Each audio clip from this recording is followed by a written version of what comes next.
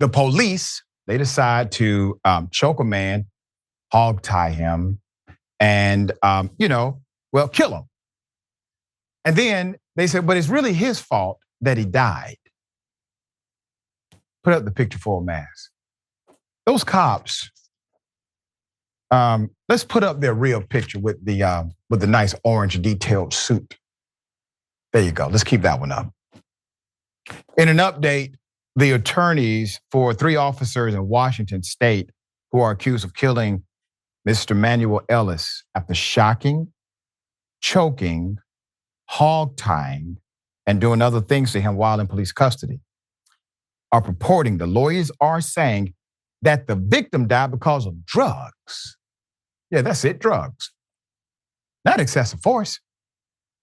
Manuel Ellis, 33, died in police custody March 3rd, 2020 in Tacoma, Washington, after an encounter with police in which he was beaten and had a spit mask placed over his head.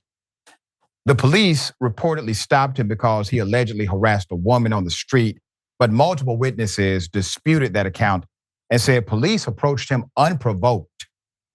During that detainment, a nearby home's doorbell security camera caught Ellis repeatedly telling the officers he could not breathe. See the pattern here. His death occurred 3 months before George Floyd's, which sparked global demonstrations to end violence in police practices. The officers who are standing trial for the death are Christopher Burbank, Matthew Collins, and Timothy Rankin. Burbank and Collins were charged with second-degree murder and first-degree manslaughter. Rankin only faces a manslaughter charge in connection to the death. The lawyers have been in court for 9 weeks, working to distance the officers from any indication that they were responsible for the death. Instead, they're painting the cause of death as a drug-induced demise. Burbank's lawyer, Wayne Frick, argued that Ellis's addiction to methamphetamine spurred on violent and paranoid behavior that warranted the officers' actions. Authorities also put forth the claim that excited delirium might have contributed to Ellis's death. It's defined as a syndrome that's typically associated with drug use and is often linked to in-custody deaths, according to Western Journal of Emergency Medicine. However, the American Medical Association or the American Psychiatric Association, they don't recognize the syndrome at all. Quote, this is a situation where he created his own death, the attorney said during closing arguments. It was his behavior that forced the officers to use force against him because he created a situation that required them to act. However, audio and video clips that Special Prosecutor Patty Eakes played during the trial revealed that the officers' actions directly contradicted their witness testimony. Collins said that Ellis lifted him off the ground and threw him in the street like a child, even though witnesses at the scene never recalled that happening and is not seen on the videos. Burbank also testified that Ellis was assaultive and used wild strikes during the entire encounter, but video shows Collins had Ellis on his back and had placed him in a chokehold.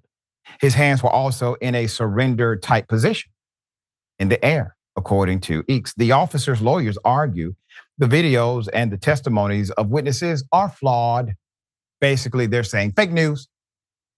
No one wanted him to die, but ultimately he died, and that's sad, the attorney said. We don't compound that tragedy by convicting innocent people of these charges, end quote. Closing arguments are expected to wrap up Wednesday to make way for jury deliberations. Ellis's family was already awarded $4 million by the Pierce County Council after the medical examiner ruled the death a homicide, which means a person, a human being, a Homo sapien did it. That's what that means. The medical examiner noted that physical restraint and the spit mask were major contributors to Ellis's death. Methamphetamine intoxication and heart disease were noted as lesser contributing factors. This is a very simple dynamic, and really the admission is already here. They've admitted to it. They said they did these physical things against him. They are outside of the protocol of law enforcement. They are criminal. it contradicted not only their training, but also their submitted statements on the record. That's violation of oath of office easily, okay? So here's the rub. The attorney is not really arguing methamphetamine as a way to say the meth is what killed him. I know that's the presentation of the argument. I need you to understand what he's trying to really do. He's making this argument because he wants to devalue the life of the victim. He wants to dehumanize the victim and humanize the officers.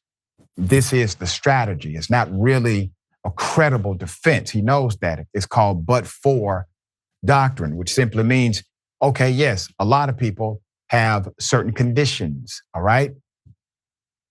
But for this interaction, if the interaction did not take place, he is alive.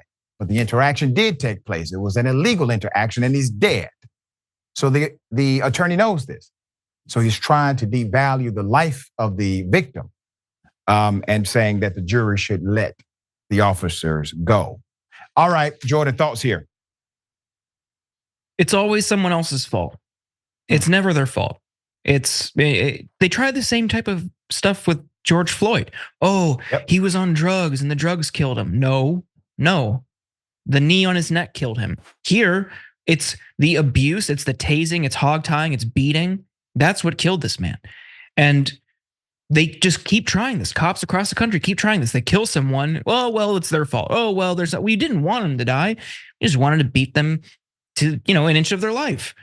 And until we have really harsh penalties for any single cop who does this kind of stuff, and we don't get into these long, protracted legal battles that further distress victims' surviving families, very little things are going to change. Like this is absurd. It seems patently obvious what happened here just by reading brief details of the case, and the fact that they're lying, trying to shift blame, just shows how little they actually care.